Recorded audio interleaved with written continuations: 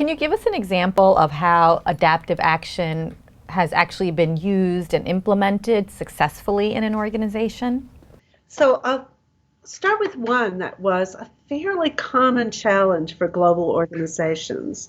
This was an integrated global agricultural organization. And they had, over a period of 10 years, invested lots of resources into leadership development. So they had leaders around the world, mid-level and upper-level managers and leaders who had gotten lots of training and had built great leadership capacity. And each of them was working in their local context and doing a really good job of leadership of their teams and of their organizations locally. But what the organization didn't have was global strategic leadership.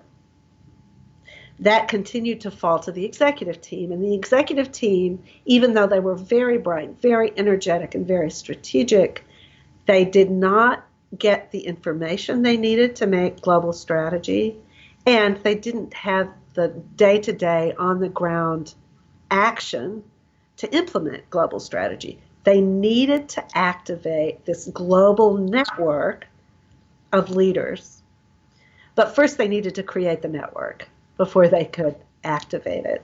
And they wanted leaders to be more active in generating and providing information that would inform strategy, as well as their local places. And not just a straight implementation, but to take a global strategic idea, consider it in the context of their own complex adaptive system, and adjust it so that it would be fit in their context, in their culture, in their place and time.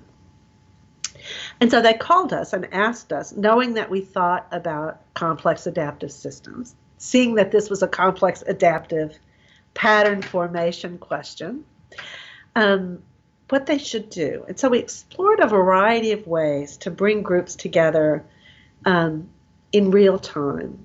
And what we decided to set conditions for this network to emerge, we designed for them a 24-hour conference that was virtual. It started in Singapore at 9 o'clock Singapore time, and then it moved around the world from one site to another as it would come to be 9 o'clock. The conference would move to the next site, to the next site, to the next site. At the 5 o'clock in the afternoon in Singapore, their step was over. And so this conference was a 24-hour conference moving around the world. And at each site, people had a chance to do adaptive action, to hear what had happened in all the time before their time zone, to come together in the location where they were, to make sense of what was happening, to translate it into their own situation, and to make recommendations and ideas which would then flow into the next time zone. And so it was a rolling 24-hour conference that allowed people to be in real time in various places to establish the conditions for global patterns to establish around the world.